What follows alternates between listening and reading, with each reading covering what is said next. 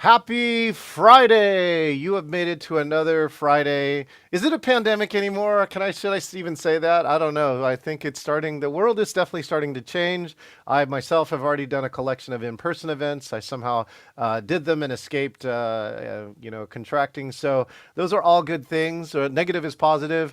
And even last night, I was so excited. We ran a hybrid for the Community Voices Award here in Seattle.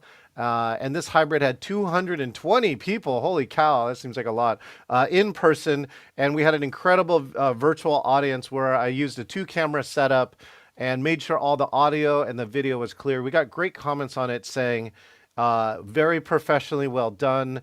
Such a great return to in person. So, and again, the hybrid audience was there. We had even had some famous people on the on the virtual side of it, and that's what we're looking for. So that's where our world is going. These are all the things that you need to know. So today, I'm so excited to get to meet a guest. Donna introduced me to this guest, and she just recently made some changes to her setup. She is a coach, and let's learn a little bit more about her. Let's see if I. Oh wait, I think I have a button for you. Hold on, I'm a little slow on my button today. Mainly because I had to move 600 pounds of equipment yesterday, but we'll talk about that later. Okay. All right, let's see. Now, let's introduce the one and only Kathleen Harper Wisemandle. There we go. Hi, Kathleen. How are you? Good, thanks. How are you? Oh my goodness. Thank you. You're welcome. I'm doing so fantastic. I finally actually got some sleep last night too. What an amazing concept. So for you too, we love, we have of course, few of our friends. They don't know who you are. So Kathleen, why don't you take Yeah. a moment and introduce yourself? Tell us who you are and what you do. Okay. Well, I'm Kathleen Wisemandle. Harper is my first married name, so I keep that in there just in case someone knew me when I first started my career. But after 30 years in pharma and biotech, clinical trial operations leadership, I decided to take the leap and go into coaching, leadership coaching, and also consulting.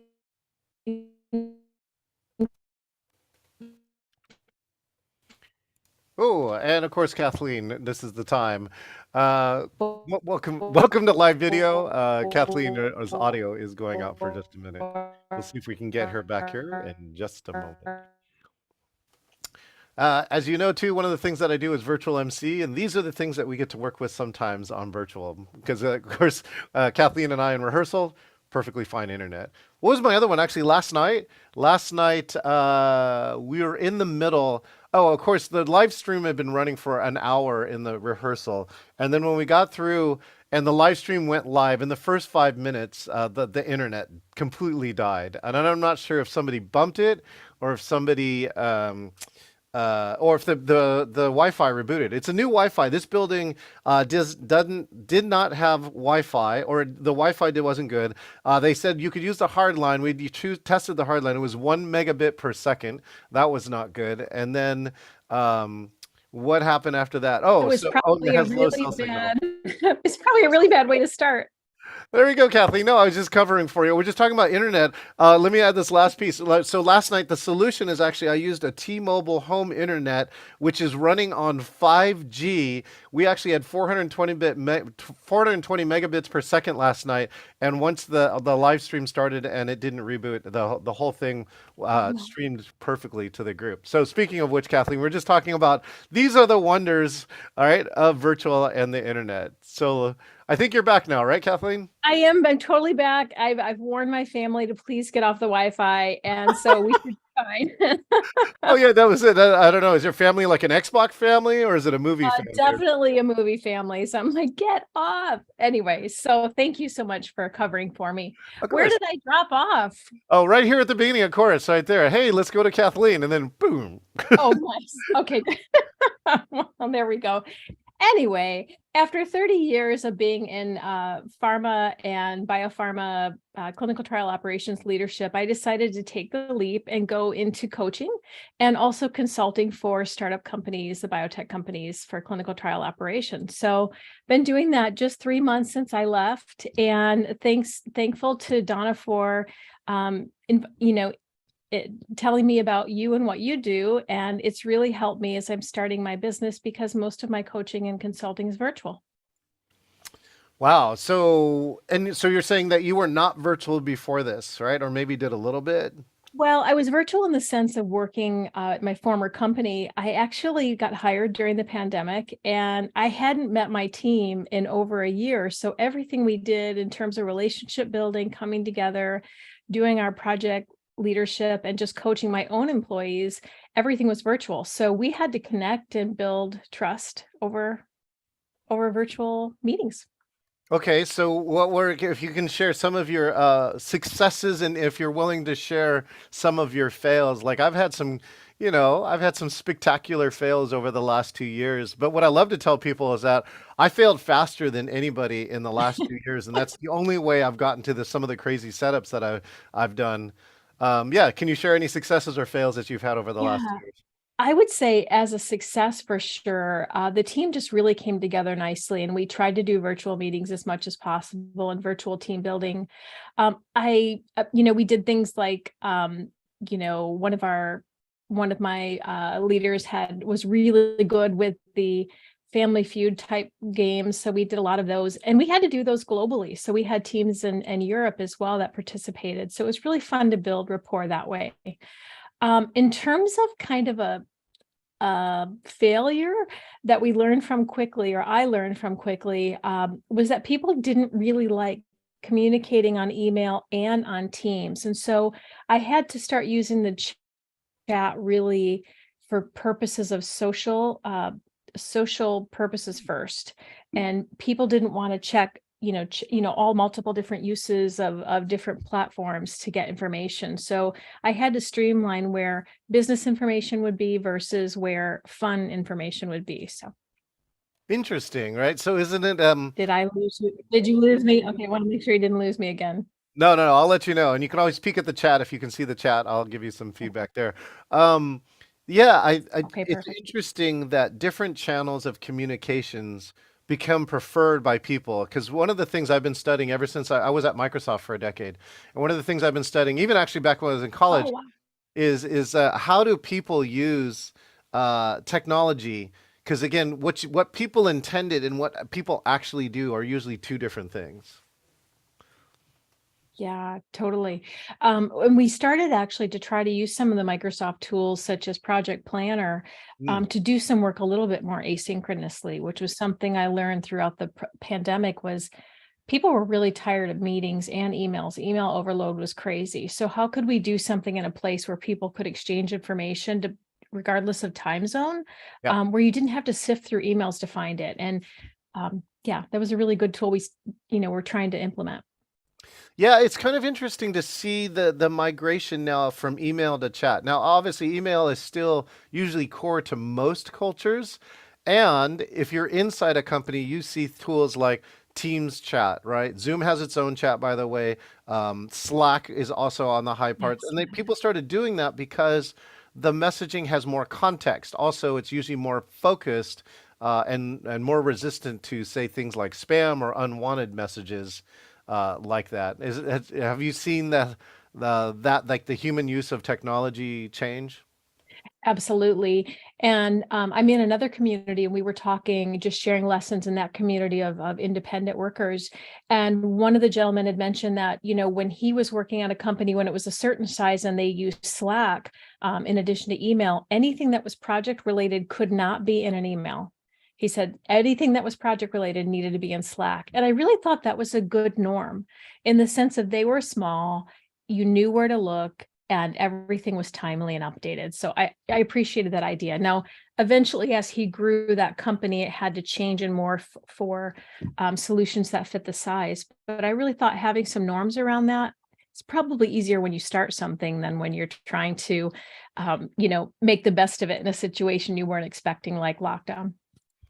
Yeah, I've been working with another company that's about to have their company meeting, and they're talking about the theme might be for this upcoming company meeting is being intentional. Oh, I love that. Yeah. And so, again, when you pick your messaging platform to be intentional around it and pick a platform that's going to support your goals, I think that's really key. because there are so many choices, and I do chase down messages. Have you ever done that? Like, I know there's messages here somewhere, but is it in text? Is it in WhatsApp? Is it in Facebook Messenger? Is it in email? What's the search keyword? And then at some point, you're just like, give up and just call the person and say, I what was know. this thing? Right? Absolutely. And depending on what the topic is or what the work product is, that can be really frustrating given the timelines and other pressures. So I totally agree. Well, let's take a minute. Like we were talking about good looks, by the way, right? Which is that you have this amazing bookshelf, and other types of things. And now I heard recently you said that you upgraded some things in your setup, right? So do you mind sharing Yes, what are they? yes. So I actually updated a few things based on the virtual engagement meeting that you had last week. And I upgraded to the center cam and also to a better microphone. And the reason I did that really, John, was when your presenters were talking to us, I really want to ensure that my clients and my coaching clients feel me paying attention to them, being engaged with them. And the center camera was really important for me to do that. I always found my eyes were going other places, not quite sure exactly. And Donna was so fantastic. She's like, I just put eyeballs at the camera. But when this center cam was introduced, I was like, oh my gosh, this is brilliant. And it really was pretty cost effective. So it was really something I could put into play. The microphone also, I was basically just using the microphone on my computer, which didn't sound great. And I'm hoping this sounds fantastic. You'll let me know if it doesn't. And then I have one of these little lights here, Oh, ring lights that clips to my lamp, which again, I love the idea that you can use different things. You can just see it in the corner there, but also has sort of a pinkish yellowish hue that also I think there was a tip with some post-it notes that we could use if needed. But I know I still have to make some adjustments to, my lighting, but overall I feel it's definitely a good change. the center cam is really a key piece, and especially for what you do in coaching. And the reason Yeah. why is because, again, if you see, I have to adjust some things. So, like, this is where my camera is. So, this is what I have to do. And if you don't know what I'm doing on my side, right, which is that, hold on a second, see if I can actually show it, right? This is me staring into the camera. So, it feels Oh, like I'm talking directly to you. So, if you've seen me when yes. I'm speaking at times, I will do this on purpose. It's a trained skill because it's not naturally what you're trying to do. I should be down here, which is like here, you, and my audience is going to be.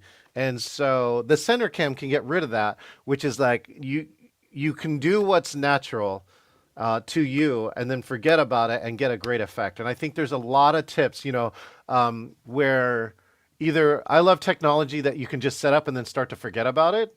And then Yeah. the biggest trend that I've really got too during the conference, I'm so glad that you attended last week, was Yeah. that a lot of people want to know how to improve their virtual meeting with no other technology. Because I think some people are at this out point too with the technology going, it was already a big enough hurdle to kind of get into cameras and lightings and mics and just to even get online in some aspect that they're ready to be done with it and they want to get on to better meetings. So I don't know if you've seen that trend too, Kathleen, or if you feel that way.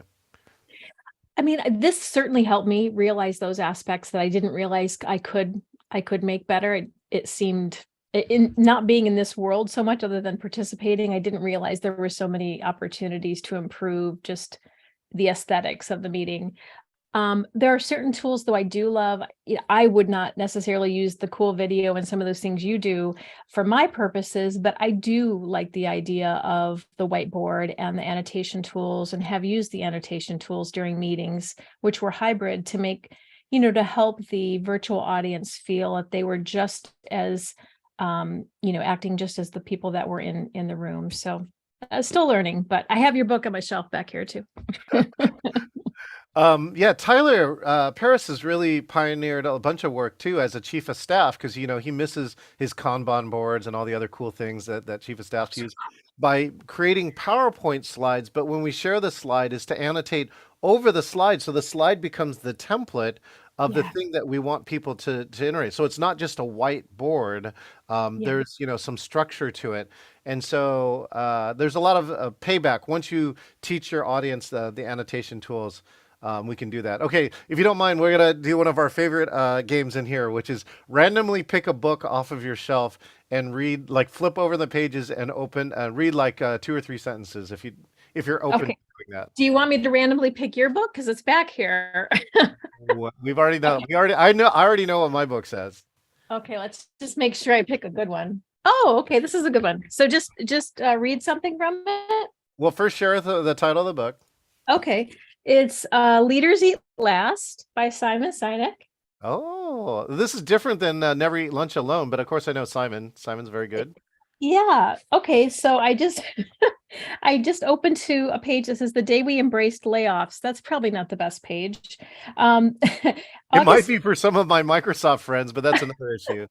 yeah, August 5th, 1981. That's the date it became official. Any more? Keep going. Well, wait, well, what's the context of the quote? I'm not sure what he meant. Goodness, let me see.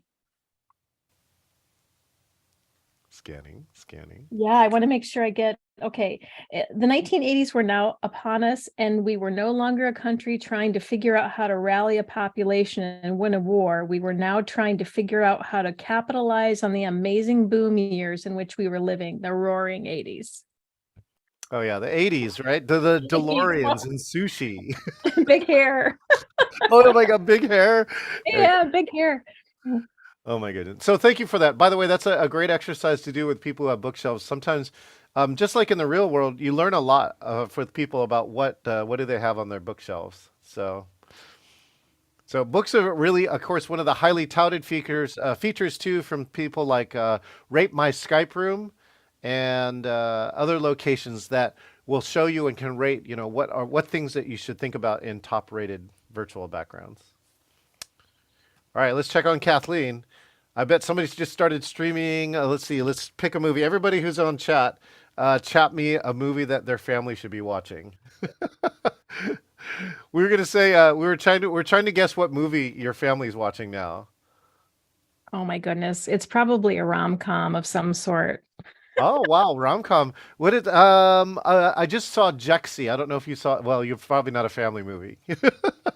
Jexy's a I'm movie. gonna switch it real quick. What's that? Oh yeah, she's switching. Jexy, by the way, is a Netflix movie where the guy Okay. falls in love with his virtual assistant. So it's Jexy is like Siri and like Cortana and like Alexa. But okay, how's that? That sounds awesome. Okay, sounds good. Cool. So thanks, Kathleen. For you, what has to happen in a virtual meeting for it to be engaging for you? I really, first of all, I need to, if it's a bigger group and one that I'm not familiar with, I really need to feel like it's a trusted environment. For me, I need to have some rapport built just so I can feel safe if I want to speak up and participate. So that's kind of a bottom line for me. Being an introvert, I really do need to start to feel like comfortable before I'll start really interacting and being, an active participant. And what have some other environments done for you to make you feel comfortable? I'm just kind of curious about what you've seen that really works for you. Well, I think, when you were doing your meetings last week, it was so great to have the music come in and people be, dancing. So I love that.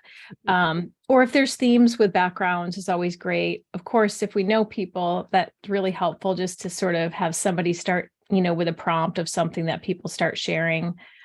So just those things builds just familiarity and comfort.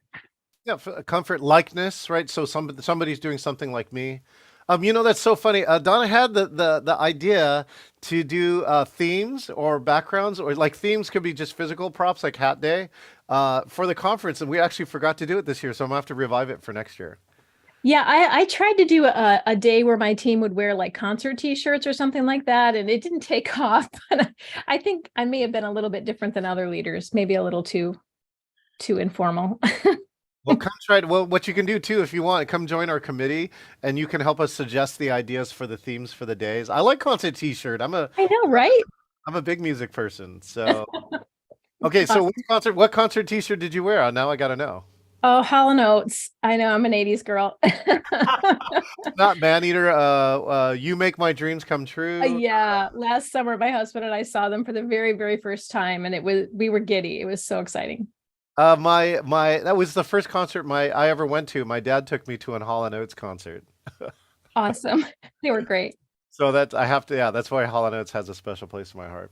That's Yeah. hilarious. So yeah, do you have any examples of like your best virtual meeting, whether one you held or like you attended for somebody else in the past Yeah. years? I would say I actually held one when I was at the former company, and we did a little bit of asynchronous planning before we got to the meeting. And it helped us sort of focus in on some major themes people were feeling. So right away, I was hoping to create this environment where people had already bought into some of the topics and actually almost crowdsource them. So once we got there, I did a little bit like Tyler did in terms of creating some slides that had some major themes and some sort of core lessons learned. It was a lessons learned meeting. And what I didn't expect was I had people annotate which things made resonated with them. But when I saw it happening on the screen for people that were virtual, but the screen for people who were in the room, it really gave a nice visual population of the slide where people could really see the voting in the visual aspect, if that makes any sense. So you could really see those themes that were popping out just based on people's stamps. And I thought that was really helpful, and it allowed us to have engagement on both sides. Now, I'm not sure if I heard that correctly. So first, this was a hybrid meeting. It was both people in It person. was, yeah. And were people stamping on the physical board and on the virtual board at the same No, time? we basically had the members of the audience that were in person log into Zoom. And so they would use their Oh, annotation tools as well. So, to sort of overcome that opportunity that's super easy to talk with your neighbor when you're in person, and the virtual people don't really benefit from that. It was a way to keep people concentrated on that task at hand. yeah. And it worked pretty well. There were some other activities that probably could have worked better, but that one I was really surprised in a good way.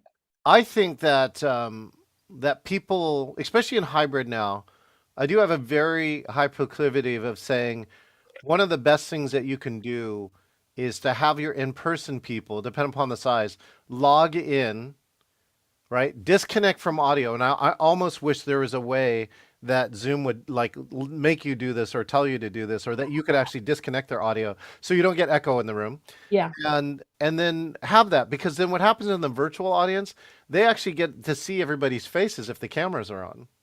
Which I think is a benefit because you know as well as I do, body language is so critically important to discussions that could maybe even be a little Yes. uncomfortable, or also good. You want to see both types of reactions. So yeah. So I think I really advocate for that. And then you open this whole other door, which is we used to pay a bunch of money anyways for all these engagement tools. Why don't you just use the one that everyone has access to? Yeah. Which is Yeah, like for sure. polling. Like polling, for instance, if you're watching on Zoom, you have the laptop. One, you can see the virtual audience. Two, maybe if you have a terrible seat, you can see the screen better, right? It's like a second screen. Yes. And now you can participate, which is you can annotate, you can chat. And quite often, I've seen this. I don't know if you've seen this. The chat sometimes is more valuable than the presentation itself sometimes. Well, and I think there's probably yeah, for sure, because people do comment, but it's fun because it's engaging and people can engage that way as long as it's not too distracting. But yeah, I mean, I think I really loved for your meeting how people would, um, you know, type in the words that were really resonated with them from the presenter, and you were active as a facilitator as well. So that's a skill for sure, but I thought it was really useful. I actually teach a class in chat facilitation. Woo! One of those strategies is what I call quoting. Right. And Oh, so, like, if you go back to old school, go like pre-pandemic, people a lot of times use Twitter as the back channel, right? So, like, they gave a hashtag and they say if something's happening in the conference, you can tweet it. And one of the strategies is to quote. So, like, Simon Sinek has a bunch of great quotes when he speaks. That's what makes him a great speaker. So, if you're in okay. the audience and they say something really great, like here's one of my phrases that seems to work: build relationships long before you need them. Right? So that's the quote. And so what Oh, you I do is love you that. quote that and you put it Mhm. in the chat. And it's a way for you to reiterate and saying, I really like this. This is something that resonates with me. And a lot of times you'll have other people in really active chat. So like +1 or +2 or agree, Kathleen, other things like that. So that's one of the many strategies that we have for chat facilitators, because now the chat has really become so valuable if you can uh, get it where it's safe and engaging too. Yeah, no, I love that. And I love it for introverts, people who aren't quite willing to speak up, or just to engage lurkers as well. Yeah. Yeah, well, and it's chat is the one place everyone can talk at the same time, so you really don't have to worry about any of the rules of and like accidentally stepping on you, right, Yeah. Kathleen? That's a So, great point. That's a great okay, point. what's the? You don't have to name the meeting, but do you have an example of like one of the worst meetings you went to in the last 2 years? Oh, golly. The She's like, worst. which one? Yeah, really. Let me think. There's so many. Oh, I know. I will say, yeah, there were some meetings that I attended that were not meant to be interactive, but you could tell people were reading off the script, and that's really tough to listen to. I mean, like in that case, why didn't they make a video, right? Is it I like know. they're saying, okay, and next we're going to talk about, so something, right? It's like, and they're Yeah. reading a teleprompter. Well, teleprompter would actually make you look better, but I think it would make them look better for sure. Like just invest. But yeah, and I noticed that having done a poll for a different reason, people are like, just please don't have those meetings if you're going to read from a script. It really loses the purpose of that meeting when it was for. yeah. Yeah, I know. I just met with a financial group today, and like I think one was really impressive because on the way in, they actually put a disclaimer, right? Because it's a financial institution. Before you join the meeting, they gave a note that said blah blah blah, and you have to click OK. I thought that was interesting. But the second one is they disabled chat. Oh I'm like, man. why would a financial institution like disable chat? I mean, I'm sure somebody's going to tell us why, but I thought that was a really interesting piece where like medical too, like there's a whole bunch of places where you have a bunch of rules and regulations. That's why they have a special, like zoom.gov is a special version of Zoom specifically made for the government. Oh, really? I didn't know that. Okay, that's really interesting. Yeah, it works with other Zooms, but if everyone inside of the system, excuse me, inside the system, that it will adhere to a bunch of government standards and things that they have to do. Wow. That sounds complicated. Okay, so how about this? What distinctions have you found that really help you in working as a coach on virtual? Right? So I'm sure you might have been used to coaching people in person. What are some of the changes or adjustments you've had to make for coaching people in virtual? Yeah, that's a really good question. Well, first of all, the camera would really be helpful because I really like the idea of having someone think I'm looking at them in their face. And it's nice when the camera's close to that. So it really makes me feel that way. Otherwise, I'm still, once in a while, you'll see me look up because I trained myself to look up. Um, but I think for me, one of the things, John, I know is that I had one difficult conversation with an individual who's very, very upset, and she had reached out to me, and I could tell that she didn't want to be on camera because she was emotional. And I said, okay, I won't be on camera either. And then I thought, no, no, no, no, she needs to see that I'm listening. So I decided to put my camera back on, and it was weird for me, but I thought, I don't care. I want to make her feel comfortable. And even if she's not engaging, I want her to know that I'm paying attention. And so I thought that was an adjustment I needed to make that I wouldn't have thought I needed to make for, in person. It would have been very, very different. So that's the best example I can think of right now. No, it's a really good example because then you start to discover what are all the nonverbals that we do, Yes, yes. right? Like for me in a conference, that again you were in my conference last week. Yeah, I really have to see that some of this material is landing. yeah, And when I know, right, I know it's landing is when we do this, right? We get a whole bunch of group of people going, yeah, no, that's it, right? yeah. That's true. I believe that. Those are all those other types of things. Like I've had that experience, and those are all the other things. I mean, otherwise, you say something controversial and everyone goes, right? I mean, and I used to be a fan of almost over emoting on virtual, and the only reason why is because like at the beginning of the pandemic, people forgot like how much that body language really matters, and everyone complains about we're not face to face or whatever, and I'm saying, but we are, right? Yeah, Your face is here, my face is here. That means we're face to face, and right. so we communicate a lot. If you're going to spend all this technology and money on bandwidth to show video, then you can do all these things. And again, I've learned like all these different things that we can do on virtual where I don't have to say anything. You could be talking about confusion. We'll do this, right? Well, Yeah, you talk about misconnections. You do this. And there's all these body language things that we as humans are uniquely designed to be able to do and understand. Yeah, So, I think I learned that the best by working for two different Japanese companies is how important body language was, even when we had video conferences. And back then, they weren't very good. Telepresence certainly made that better. You felt like you were sitting across the table from someone. And of course, Zoom has made it even better. But I think just the acknowledgement of sort of the sign language at your meeting and use of captions makes me think, how can we employ these virtual meetings to help bring in a greater amount of participation from diverse? Yeah, that just makes me thrilled. And just trying to learn more about that. How do we bring in talent that we're not using because of the limitations that we aren't making accommodations for? So that's one of the reasons I'm just really excited about all that I'm learning right now.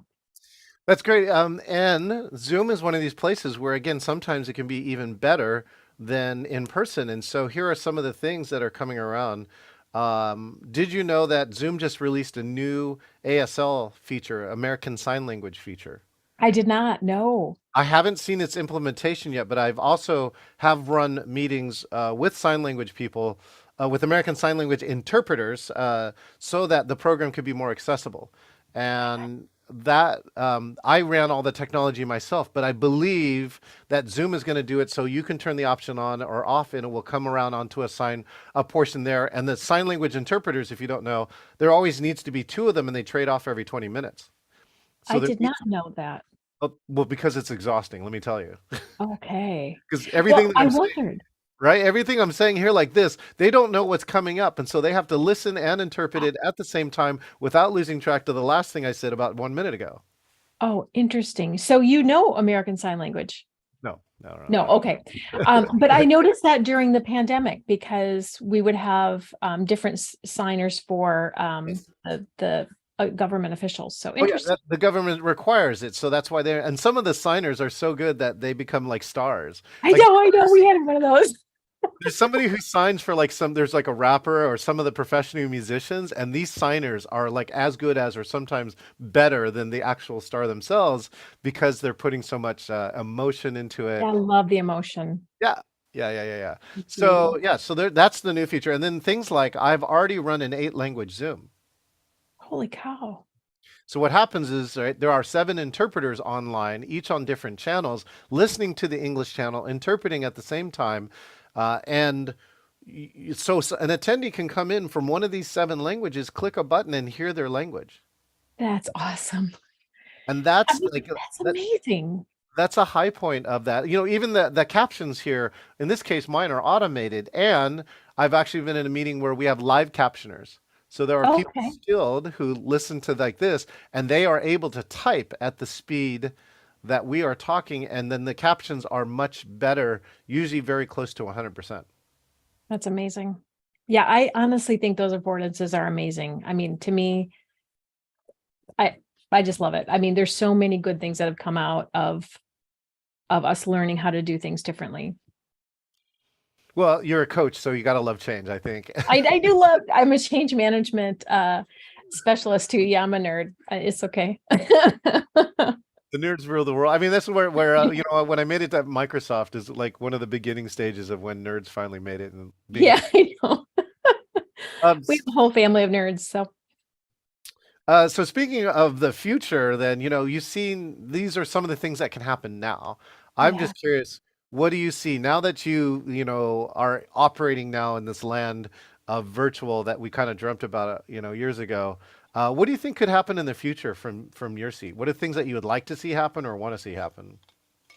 Gosh, I don't know if I can think of it in a technology sense, but just in terms of us, including much more diverse people, locations, different physical abilities, that we all have so much to learn from each other. I think it's only going to make our companies greater if we can expand that pool beyond the zip code, beyond the ability to get in the building, beyond the ability to, be an 8 to 5 sort of employee, but have the ability to, record meetings.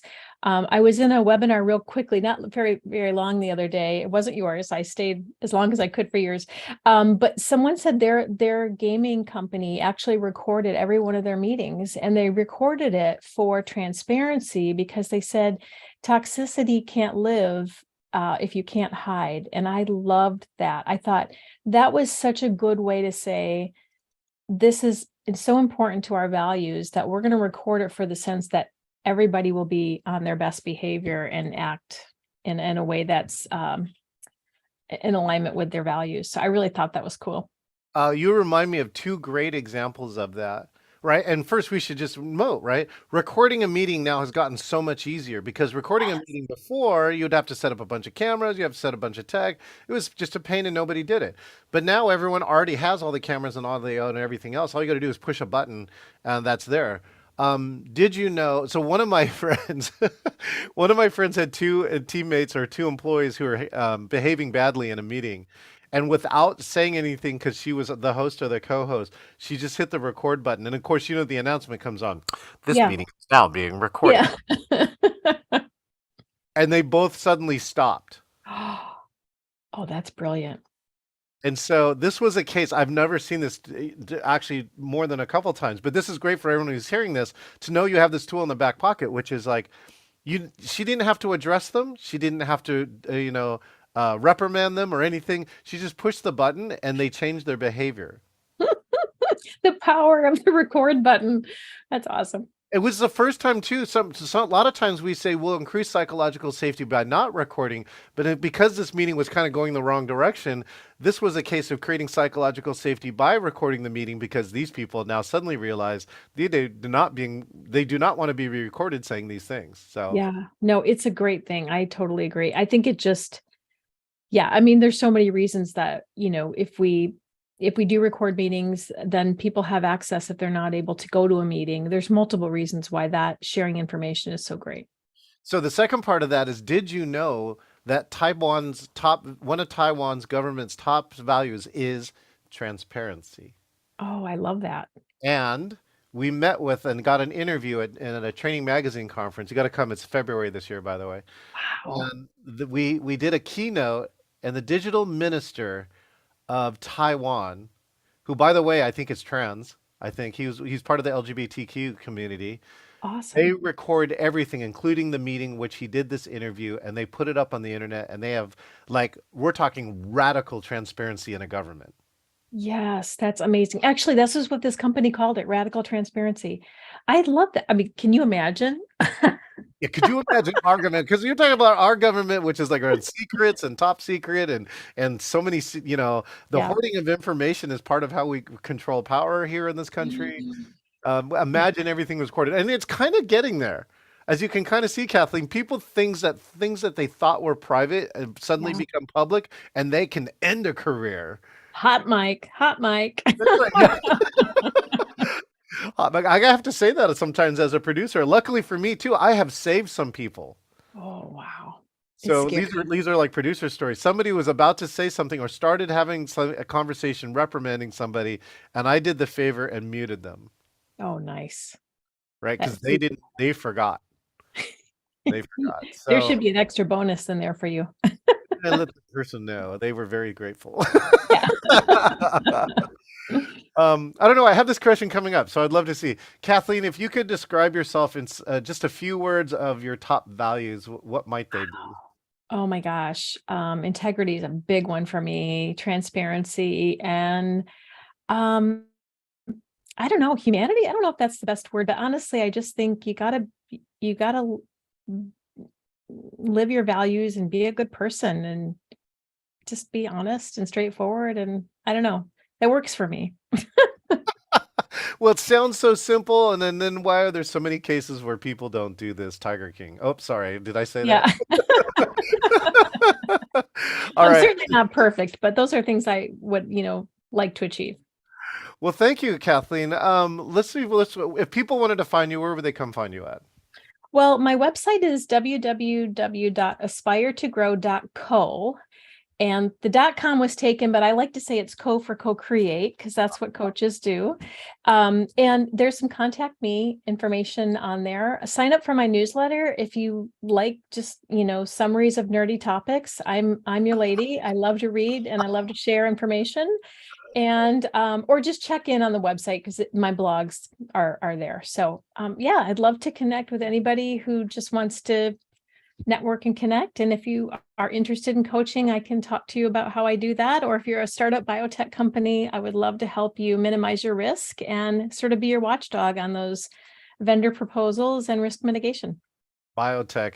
All right. What's your latest NERBS obsession? I'm just kind of curious now. Oh, okay. So I'm really into, as I think I mentioned to you earlier, sort of helping those folks who might be neurodivergent and having some real opportunities to shine in a different way. And so I've been, and also just underrepresented groups. So I'm reading a book called Leading Below the Surface by LaTanya Wilkins. And gosh, I don't know. I'm also learning to be a yoga instructor, which is really nuts, but it's really more so not for the yoga, but more so for the mindset and just the meditation, and not to teach yoga, but Well, I'm, for you, you'll learn more for sure by becoming an instructor. That's for sure. yeah, for sure. So, I'm a learning addict. So yeah, Well, that's certainly a top nerd topic. But yeah, neurodivergent, though, is really a key one. I think there's lots and lots of value. Obviously, you can see in the mental health and the awareness alone of, I think, studying it will help you. There's so many things that we make quote unquote assumptions around that really, if we learned how to yes. do things in a different way, we could really access and reach out to those who might not say anything. So. Yeah, for sure. Yeah, it's so amazing to just learn. I really didn't have any knowledge before, so it's been really interesting. What a great community. Perfect. Well, thank you, Kathleen. Thanks for Thank you. being part of our engaging virtual meetings community. We're so Thank glad you. that you learned something last week, and we hope to keep teaching you along the way. Sounds good. Thank you so much. I appreciate it. Thank you, Kathleen. All right, we've been visiting with Kathleen Wisemandle. Thank you so much. Hopefully, you learned a little bit more about her coaching and what she does, and that again, she's been specializing in biotech in her past. And if you just have nerd obsessions, you should just send her way. That's Anyways, we hope that you have a great weekend that's coming up. I'll be flying actually to Tuskegee, Alabama, and I'm actually designing a new course based on the story of the Tuskegee Airmen. If you have not watched the movie Red Tails, go rewatch it. That's what I'm doing right now. It's amazing. Keep up here, touch, and we'll share new adventures in engaging virtual meetings here. We'll see you next time. Always start people and keep old people. Show you God how.